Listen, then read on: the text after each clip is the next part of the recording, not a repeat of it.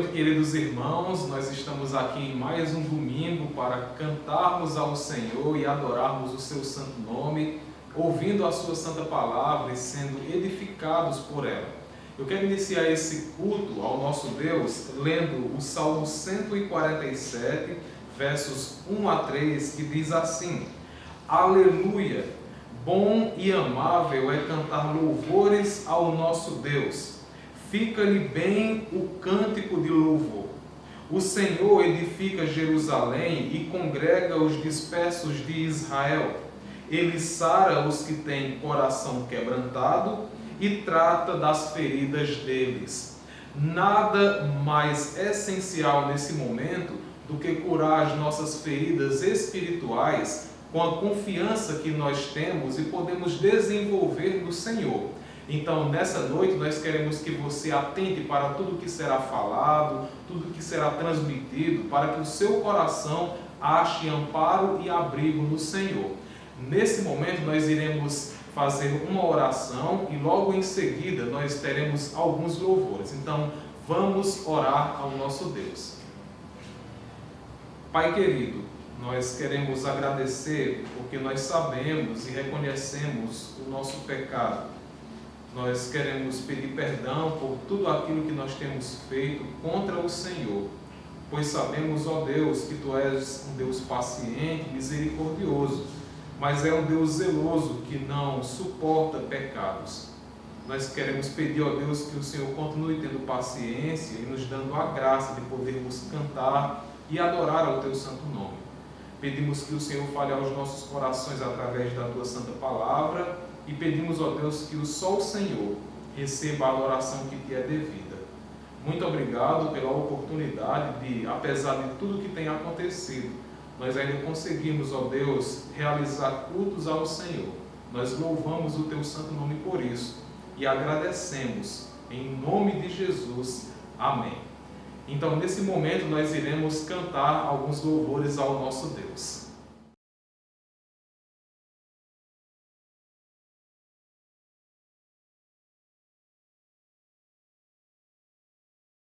Boa noite, irmãos. Nós mais uma vez estamos aqui juntos para podermos adorar o nosso Deus com espírito de adoração.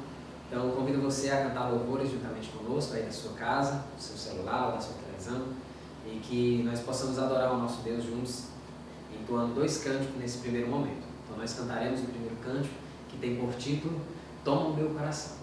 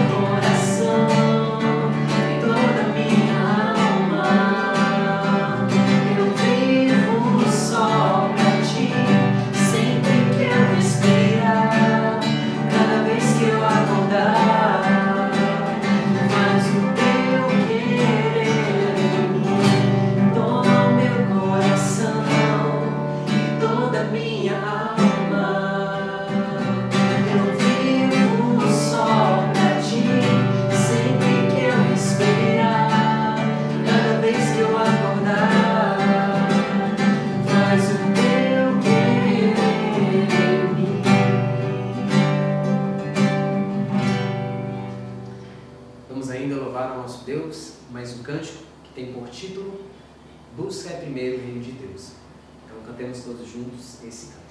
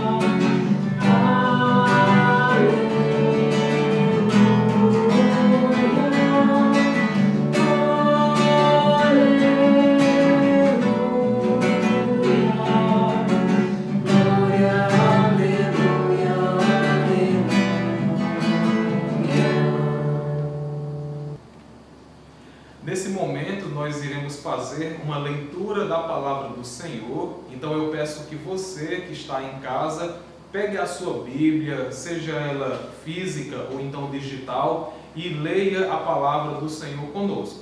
O livro que nós iremos ler nessa noite é Jeremias, e o capítulo é o capítulo 31. Nós iremos ler então Jeremias, capítulo 31, versículos do 31 até o verso 37.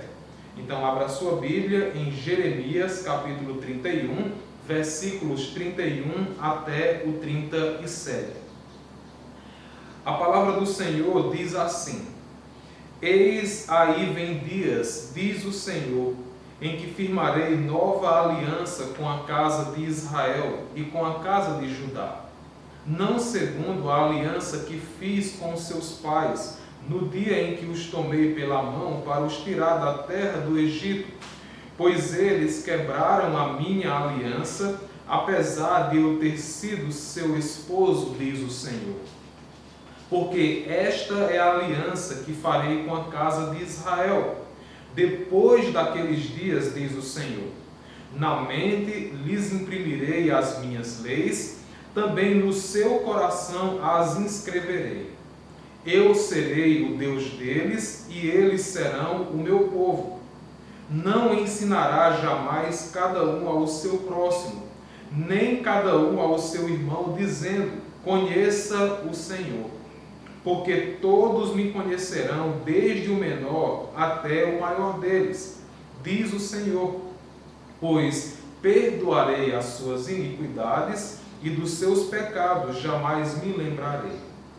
Assim diz o Senhor, que dá o sol para a luz do dia, e as leis fixas a lua e as estrelas para a luz da noite, que agita o mar e faz bramir as suas ondas. Senhor dos exércitos é o seu nome.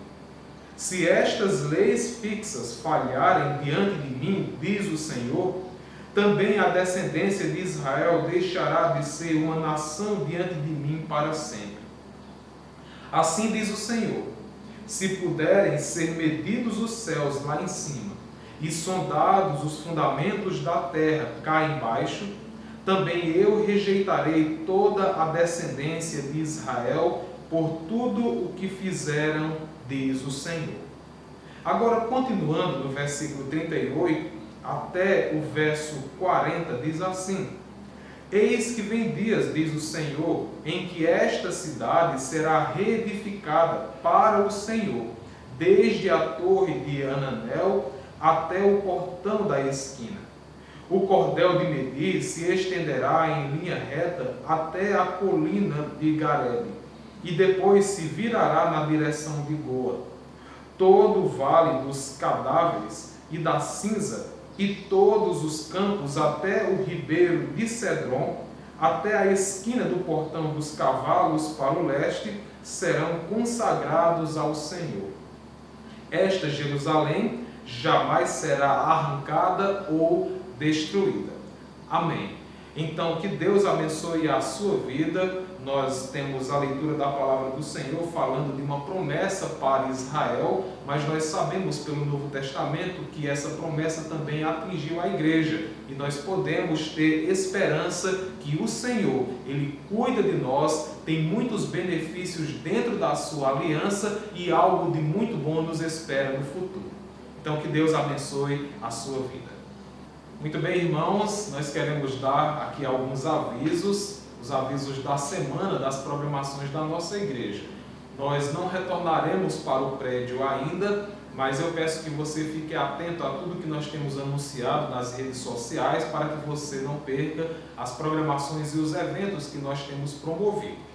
Na quarta-feira nós temos o nosso culto de oração. Eu peço que cada família ou cada irmão individual não deixe de fazer o seu devocional, não deixe de ler a palavra, não deixe de fazer orações. Obviamente estamos falando da semana inteira, que deve ser uma constante na sua vida cristã, mas de forma específica, na quarta-feira, nós disponibilizamos um material para ajudar você no seu devocional. Então, ore ao Senhor, cante ao Senhor, leia a sua palavra e seja edificado. Na quinta-feira nós temos sociedades masculina e feminina da igreja. Nós, antes da pandemia, nós nos reuníamos a cada 15 dias. Mas, considerando a nossa distância, consideramos a nossa necessidade de aprender mais sobre o Senhor e aquecer o nosso coração através da sua santa palavra, estamos nos reunindo semanalmente. Então, as mulheres se reunirão às 19 horas e os homens às 20 horas, sempre pelo aplicativo Zoom. Então, não deixe de participar. Na sexta-feira, nós também temos uma programação diferente, que é um atendimento pastoral no prédio da nossa igreja.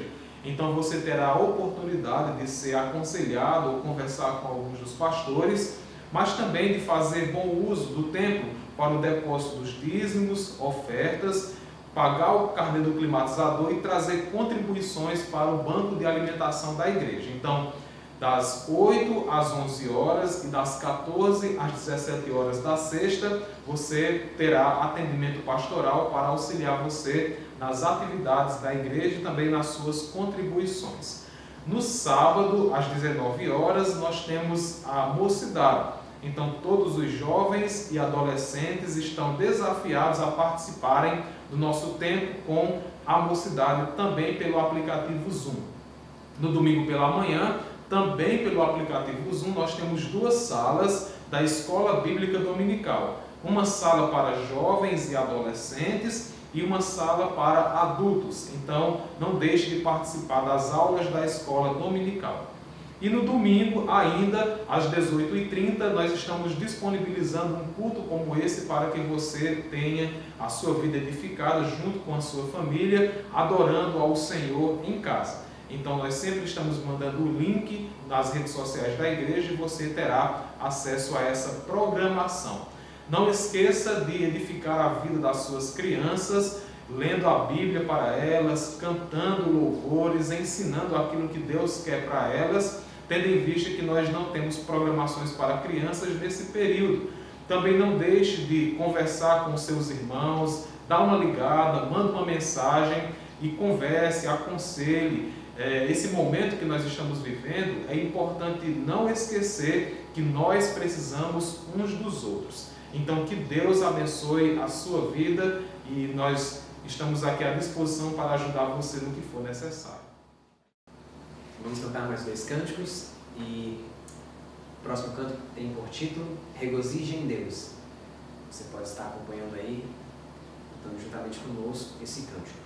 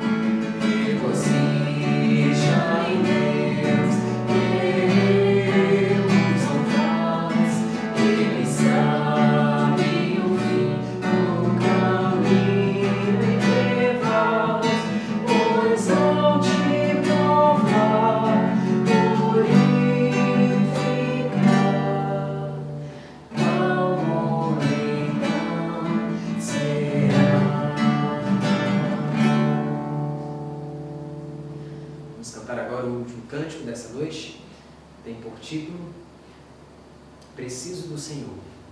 Cantemos todos juntos.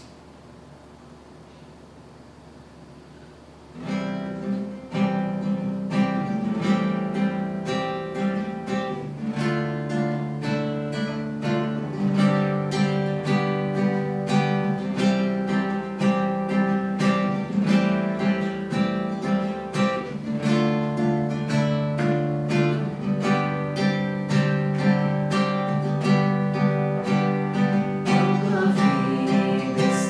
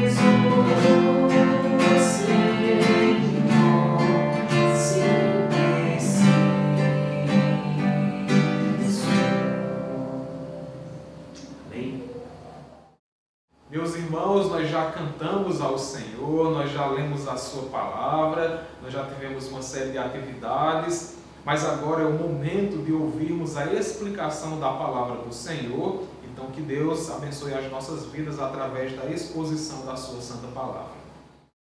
Olá, Igreja Batista da Fé. É muito bom poder unir-me a vocês, ainda que virtualmente, e ainda compartilhar das Escrituras. Pois bem, esse período de quarentena, pandemia e isolamento social trouxe alguns desafios e mudanças às nossas práticas e os nossos hábitos de sermos igreja. Nós paramos de nos reunir, paramos de nos encontrar. Muitas oportunidades acabam que já não são mais possíveis diante da situação. Então, pensando nisso, eu gostaria de trazer aqui 5 orientações para nós, orientações extraídas em um contexto que se assemelhava um tanto ao contexto que estamos enfrentando, em que os cristãos tiveram que lidar com a ausência física e lidar com os desafios que essa ausência física poderia provocar à sua fé. Então, pensando nisso, eu peço que você abra sua Bíblia na primeira carta de Paulo aos Tessalonicenses e abra no capítulo 3. Repetindo, primeira carta de Paulo aos Tessalonicenses, capítulo 3, iremos ler do versículo 11 até o versículo 13. Então, as Escrituras dizem o seguinte aí: que o próprio Deus, o nosso Pai, e Jesus, o nosso Senhor, preparem o nosso caminho para podermos ir visitar vocês. E o Senhor faça com que cresça e aumente o amor de uns para com os outros e para com todos, como também o nosso amor por vocês, a fim de que o coração de vocês seja fortalecido em santidade, isento de culpa na presença de nosso Deus e Pai, na vinda de nosso Senhor Jesus com todos os seus santos. Vamos orar. Nosso Deus e Pai, nós queremos suplicar a Tua orientação para que possamos entender das Tuas Escrituras. Dá-nos o auxílio do Teu Espírito para que os nossos corações sejam transformados e que nossa vida possa agradar-te cada vez mais. Dá-nos a Tua direção, dá-nos a Tua graça que nos capacite a fazermos aquilo que Tu queres. Aqueça e anime os nossos corações com o Teu amor. É o que nós suplicamos, em nome de Jesus. Amém. Pois bem, irmãos, nós queremos compartilhar 6 formas através das quais nós podemos continuar amando, podemos continuar orando e vivendo como igreja, mesmo em meio às limitações que essa pandemia nos impôs. Então, a primeira orientação é que nós devemos manter o nosso coração preocupado. Vamos ler aí o versículo 11. Que o próprio Deus, o nosso Pai, e Jesus, o nosso Senhor, preparem o nosso caminho para podermos ir visitar vocês. Então, é descrito nesse versículo um desejo e também uma oração que Paulo faz a Deus de que Deus possa abrir a porta e um caminho que possibilite o retorno do apóstolo até aquela igreja que ele havia fundado. Agora, esse desejo de Paulo de revisitar a igreja brotou de uma preocupação dupla. Nós podemos reconstruir essa preocupação de Paulo através do que ele nos diz na sua carta. No capítulo 2, versículos de 1 até 9, nessa passagem aí que eu mencionei, Paulo está procurando defender sua conduta. Se você observar bem, ele está demonstrando para os irmãos que durante a primeira vez que ele esteve lá, na primeira vez em que ele fundou essa igreja, ele teve motivações puras. Por que Paulo está querendo defender a si mesmo? Muito provavelmente porque algumas pessoas se levantaram, tentaram contagiar e contaminar aquela comunidade com acusações infundadas sobre o apóstolo. Acusações que poderiam assumir a forma da seguinte forma: mas Paulo, ele veio, pregou para vocês e já foi embora. Por que esse homem não é um mercenário? Não está querendo apenas o dinheiro de vocês. E aí Paulo escreve dizendo: não, eu não sou desse tipo. Eu não quis extorquir a fé de vocês. Eu não usei de uma linguagem de bajulação para poder capturá-los para serem meus seguidores. Paulo diz: não, eu não fiz isso. Então a preocupação de Paulo aqui, que nós podemos extrair dessa passagem, era que os tessalonicenses pudessem começar a questionar o amor de Paulo.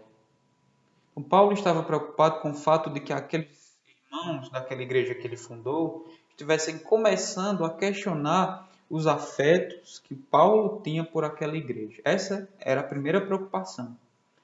A outra preocupação era que eles desanimassem por causa da perseguição. Então, ainda no capítulo 2, a partir do versículo 13 até o 16, Paulo descreve aí a perseguição que os tessalonicenses enfrentavam. Essa perseguição tinha o potencial de carregar um desânimo e de trazer desânimo à fé daqueles irmãos. Então, essa perseguição enfrentada pelos tessalonicenses poderia ser uma espécie de pressão social. Então, os descrentes, que ainda eram conterrâneos dos tessalonicenses, estavam meio que pressionando aquela comunidade a retornarem às práticas pagãs e também retornarem à vida libertina e imoral, vida essa que os crentes já haviam saído por causa da conversão operada pelo Espírito Santo na vida deles. Então, Paulo estava preocupado. Ele estava preocupado com o fato de que aqueles irmãos pudessem questionar o amor de Paulo e preocupado também com o desânimo da fé daqueles irmãos. Então, nós aqui, muitos anos depois, e devemos estar cientes de que nosso contexto se distancia um tanto do contexto do apóstolo Paulo, mas nós devemos nos manter preocupados. Aquela preocupação de saber se o irmão está bem, como ele está, como anda a fé do irmão, como anda o ânimo, quais são os riscos específicos que aquele irmão enfrenta. Então, devemos, em primeiro lugar, manter nossos corações preocupados. A segunda orientação é que nós devemos manter a nossa confiança em Deus. E essa orientação aqui serve para temperar a orientação anterior e equilibrar nossa preocupação. Então, Paulo estava preocupado. E nós vamos ver adiante que ele quis ir, mas foi impedido de ir, de retornar até a cidade. Mas meio que essa preocupação consumiu seu coração e então ele decidiu enviar Timóteo. O capítulo 3, versículo 1 diz o seguinte: por isso, não podendo esperar mais, achamos por bem ficar sozinhos em Atenas e enviar o nosso irmão Timóteo, ministro de Deus no Evangelho. Então, Paulo enviou Timóteo a fim de animar aqueles irmãos, a fim de encorajá-los. E agora, no versículo 6, nós temos o relato de que Timóteo retornou e se encontrou com Paulo. E veja quais são as notícias que Timóteo dá. Agora, porém, com o regresso de Timóteo, vindo do meio de vocês, trazendo-nos boas notícias a respeito da fé e do amor que vocês têm, e ainda de que sempre guardam grata lembrança de nós, desejando muito nos ver, como, aliás, também nós temos vontade de ver vocês. Então, relembre das duas preocupações de Paulo. A primeira preocupação era que aquela igreja começasse a questionar o amor de Paulo. E a outra preocupação é que eles desanimassem na fé. Agora, quando Timóteo vem, ele diz: Paulo, a fé deles permanece, eles estão firmes na fé. E aí a primeira preocupação recebe um alívio. E Timóteo ainda diz mais: eles guardam boas lembranças do tempo em que você, Paulo, esteve com eles na primeira visita, a visita em que Paulo fundou aquela igreja. Então, Paulo estava preocupado, envia Timóteo para receber notícias, e quando Timóteo vem, ele meio que recebe um alívio. Isso aqui, irmãos, é uma verdade que nos faz perceber e que põe em evidência o fato de que Deus pode cuidar da igreja, pode cuidar dos irmãos, mesmo que na ausência de um pastor. Eu não estou aqui de forma alguma, irmãos, querendo dizer que a igreja pode sobreviver, entre aspas, continuar na sua caminhada sem a figura de um pastor, de uma figura humana. Não estou dizendo isso, mas que mesmo em situações em que essa ausência se dá, Deus está cuidando. Lembre-se que a igreja é composta pelas ovelhas do Senhor Jesus. Ele é o bom pastor. E se ele deu a própria vida em amor às ovelhas, por que não estar cuidando delas atualmente? Então, ele é o dono da igreja. É necessário que a gente relembre disso. Ele cuida das ovelhas, ele leva as ovelhas para pastos verdejantes, conduz essas ovelhas até as águas de descanso. Estamos passando por uma situação atípica, por uma situação anormal. E essa situação deve, como já mencionei, nos causar preocupação com o bem-estar dos irmãos. Mas essa preocupação deve estar relacionada com o fato de que Jesus está cuidando. Eles podem estar crescendo na fé, debaixo dos cuidados do Supremo Pastor. Agora, uma outra forma que essa confiança pode ser demonstrada é na oração. Então, Paulo, ainda no versículo 11, diz: eu oro, é uma oração aqui que o próprio Deus prepare nosso caminho para podermos ir visitar vocês. Então, o que Paulo está pedindo aqui é que Deus possibilite, para que Deus abra uma porta, um caminho, para fazer com que Paulo chegue ali. Essa porta havia sido fechada por Satanás. Interessante pensar. Olhe aí o capítulo 2, versículo 18. Paulo diz: por isso, quisemos ir até vocês, pelo menos eu, Paulo, por mais de uma vez.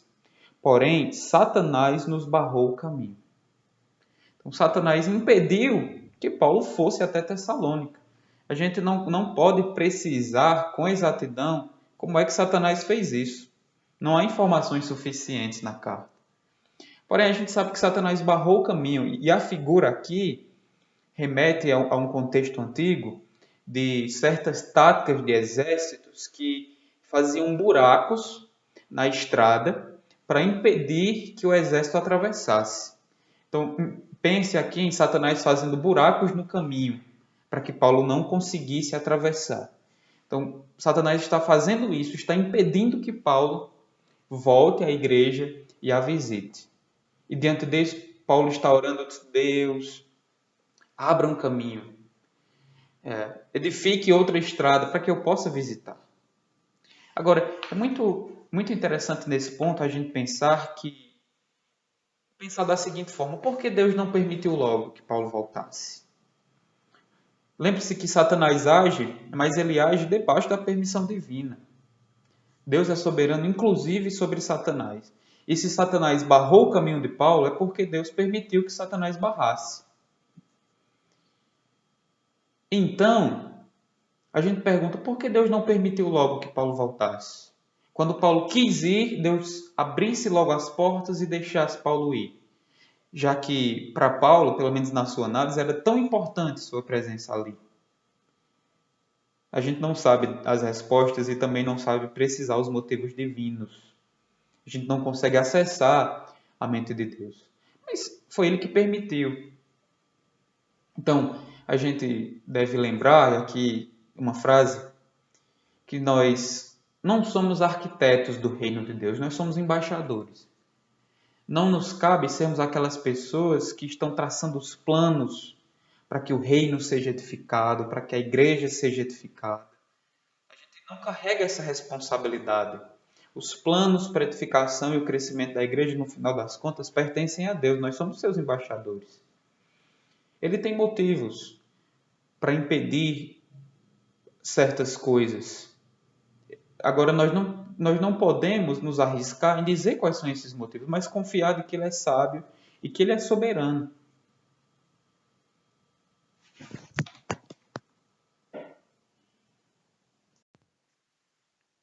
Agora, nós devemos pedir e orar para que Deus possibilite. Assim como Paulo orou para que Deus possibilitasse o reencontro com a igreja, nós devemos orar para que esse período de isolamento termine, a quarentena chegue ao fim, o vírus seja controlado, uma cura seja descoberta, para que tudo isso possibilite o nosso reencontro, as nossas reuniões, o nosso congregar. Então, confie em Deus, Ele está cuidando do seu povo. E peça, coloque diante dele os seus pedidos e os seus desejos. Peça para que Deus reabra as portas. Peça para que Deus possibilite o nosso reencontro. A terceira orientação é que nós devemos usar e usar bem, fazer proveito dos meios que nós temos à disposição para vivermos como igreja, para continuar nos comunicando. Então, Paulo queria visitar a igreja, queria estar presente. Mas como já vimos, ele foi impedido por Satanás, ele não podia ir. Até tentou, mas não pôde. Agora, isso não paralisou Paulo. Como já vimos na carta, ele tomou duas medidas aqui. Ele enviou Timóteo para estabelecer comunicação, para estabelecer um pouco de comunhão com aquela igreja. E depois enviou a carta que nós temos aqui disponível hoje. Então, mesmo que a situação não fosse ideal, ou seja, mesmo que Paulo não estivesse em contato face a face com a igreja, o que ele poderia fazer, ele fez, o que estava à sua disposição. Então, ainda que ele não pudesse fazer tudo o que queria, ele podia fazer muito. Então, ele enviou Timóteo, estabeleceu contato com a igreja, ele enviou a carta. Então, irmãos, mesmo que você diga, mas eu queria muito era estar na igreja da fé, no domingo, pela manhã, na EBD e à noite. Não pode. Então, usa os meios que temos à disposição. Participe, se esforce, se anime para participar das reuniões. Você, os jovens, participa das mocidades, homens da sociedade masculina, mulheres da sociedade feminina. No domingo, reúne sua família, liga o celular, o computador, a TV, de modo reverente, assistam o culto. É os meios que nós temos à nossa disposição. Agora, é importante lembrar que Paulo, mesmo enviando a carta e mesmo enviando Timóteo, ele tinha consciência de que isso não bastava. Tanto é que ele enfatiza o fato de quer ir vê-los pessoalmente. O versículo 17 do capítulo 2, ele diz: Nós, irmãos, estando separados de vocês por breve tempo, ficando longe dos olhos, mas perto do coração, com muito mais empenho e com grande desejo, procuramos ir vê-los pessoalmente. Então, ele já aí demonstra o desejo de ver aqueles irmãos pessoalmente, face a face. Essa expressão aparece de novo no capítulo 3, versículo 10. Paulo menciona que ora noite e dia com máximo empenho para que possamos ir vê-los pessoalmente e suprir o que ainda falta, a fé que vocês têm. Então, Paulo tem em si a convicção de que há certas coisas, e veja aí que no capítulo 3, versículo 10, a igreja tem carências e tem lacunas na fé. E Paulo sabe que há algo que só pode ser suprido no contato pessoal. Então, mesmo que a gente tenha à disposição, por exemplo, mesmo que Paulo tenha à disposição de cartas, ele precisava suprir carências da fé daquela igreja através do contato. Agora, você pode pensar, Paulo não poderia ter escrito uma carta maior para suprir as carências da fé? E até mesmo ele supriu certas carências nessa carta, quando ele resolveu algumas dúvidas que os irmãos tinham, quanto, por exemplo, os irmãos dessa igreja pensavam, Paulo, o que é que vai acontecer com os crentes que morreram quando Jesus voltar? Essa era uma deficiência da fé e Paulo escreveu algo para tentar sanar um pouco dessas dúvidas. Mas ainda assim era preciso era preciso que Paulo estivesse presente. Ele precisava estar lá, precisava estar olho no olho, cara a cara, pregar olhando nos olhos, ter o calor, o contato humano. Então, lembre-se que os meios que temos à disposição não irão substituir o contato, o convívio. Essa é então nossa terceira orientação. Use os meios que estão disponíveis, mas lembrando que eles não podem substituir e suplantar o contato, a presença. Quarta orientação é que nós devemos orar. Orar para que o nosso amor aumente. Podemos observar isso no versículo 12. Paulo diz: E o Senhor faça com que cresça e aumente o amor de uns para com os outros e para com todos, como também o nosso amor por vocês. Eu tenho notado que períodos de pandemia podem fazer com que o egoísmo assuma proporções não saudáveis na nossa vida e no nosso coração. De que forma? Acabamos nos preocupando apenas com as nossas necessidades, priorizando apenas o nosso querer ou o querer da nossa família. Não estou dizendo que isso é necessariamente errado, desde que ainda haja espaço afetivo e emocional para nos preocuparmos com as necessidades tanto da igreja, a nossa comunidade de fé, mas que também nós nos preocupemos, essa preocupação seja expandida em seus limites para com as pessoas que não são crentes, nossos vizinhos, as pessoas que moram na nossa cidade, no nosso estado, no nosso país. Paulo ora para que naquele momento de crise e perseguição que a igreja de Tessalônica enfrentava, eles crescessem em amor e esse amor poderia servir como um cimento que os manteria unidos na perseguição. Paulo mesmo, durante sua primeira viagem, sua primeira visita à igreja em Tessalônica, foi um exemplo de amor. Você pode perceber aí no capítulo 2, versículo 7, que Paulo descreve a si mesmo como uma mãe que acaricia e amamenta os próprios filhos. E ainda mais, no versículo 11, Paulo diz que se portou como um pai. Então, Paulo deu exemplo de amor. Eles tinham exemplos claros e nítidos do amor do apóstolo para com a vida deles. Paulo diz: imitem o amor que eu tive. Amem a comunidade que vocês estão inseridos. Amem a igreja. Amem as outras pessoas que não são crentes. Lembre-se que para a igreja em Tessalônica, a tarefa e o papel de amar os descrentes se tornava difícil por causa da perseguição. Era como amar os inimigos, mas mesmo assim eles deviam amar. Então lembre-se que quando menciona aqui no texto o amor de uns para com os outros, é o amor dentro da comunidade da igreja. E quando ele diz para com todos, esse amor deve exceder e deve alcançar os descrentes. Esse amor tem sim, irmãos, o poder de nos manter unidos, ligados, durante esse período de isolamento. E de maneiras práticas e concretas, a orientação aqui seria que nós contribuamos com a coleta que a Igreja da Fé está fazendo. Contribua, continue sendo fiel com os dízimos, com as ofertas, para que a igreja possa honrar os compromissos. Essas são maneiras de amar. O amor carrega consigo a autodoação. Então, ore para que o amor aumente, o seu amor aumente, para que o amor da Igreja da Fé aumente, que possamos auxiliar uns aos outros, para que possamos, de alguma forma, aliviar a carga que outro irmão está tendo que enfrentar, de caminharmos juntos, de oferecermos um braço, de oferecermos apoio. Essa é a quarta orientação. Ore para que o amor aumente. Em quinto lugar, nós devemos orar para que haja coragem, para que haja ânimo.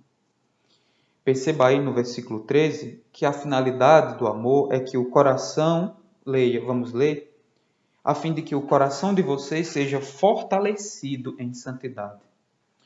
A ideia aí de coração fortalecido carrega uma ênfase e uma nuance de ânimo. Então, Paulo está orando para que o coração dessas pessoas sejam animados. O coração delas seja animado. Corta essa parte. Paulo está orando para que o coração dela seja animado. Por que a necessidade de ânimo? Porque a tribulação e a perseguição que eles estavam enfrentando tinha o potencial de desanimar a fé. Tanto é que, se você ler o capítulo 3, versículo 1 até o 3, vamos ler, diz o seguinte: Por isso, não podendo esperar mais, achamos por bem ficar sozinhos em Atenas e enviar o nosso irmão Timóteo, ministro de Deus no Evangelho de Cristo, para fortalecer e animá-los na fé, a fim de que ninguém se inquiete com essas tribulações. Então, o propósito e a missão de Timóteo foi animar aquela igreja, foi de fortalecer a fé deles. Esse ânimo e esse fortalecimento se faziam necessários porque a perseguição tinha o potencial de desanimar a fé daqueles crentes. Então, mesmo que nossa situação atual, o nosso contexto, se distancie um pouco do contexto dos Tessalonicenses, a situação que nós enfrentamos pode desanimar a nossa fé. E é importante que a gente tenha um discernimento do potencial do desânimo que o isolamento social pode causar. Não estamos mais nos encontrando, não estamos mais sendo expostos à pregação das Escrituras nos domingos, aos cânticos, ao calor humano. A falta do congregar-se, a falta de estar junto, pode sim desanimar nossa fé. E nessa situação nós devemos nos comprometer a orar. A orar para que os pastores não desanimem. A orar para que os irmãos não desanimem. A orar para que você mesmo não desanime. Essa oração deve brotar do discernimento de que essa situação tem o poder e pode sim desanimar nossa fé. Então essa é a quarta orientação. Lembre-se disso. Ore. Ore para que Deus anime o coração de cada um. Em sexto e último lugar, nós devemos orar para que a igreja persevere. A igreja continue firme. E continue firme com a expectativa do melhor reencontro de todos. Do melhor reencontro de todos. Então vamos ler aí, terminar a leitura. Ele diz no versículo 13, a fim de que o coração de vocês seja fortalecido em santidade, isento de culpa, na presença de nosso Deus e Pai, na vinda de nosso Senhor Jesus, com todos os seus santos. Então, nesse ponto, Paulo está lançando o seu olhar para um evento futuro, o evento da volta de Jesus. E, tendo em vista esse evento, Paulo quer que essa expectativa transforme e mude a maneira como os crentes estão vivendo. Paulo deseja que esses crentes, que os irmãos, continuem dando bom testemunho até lá.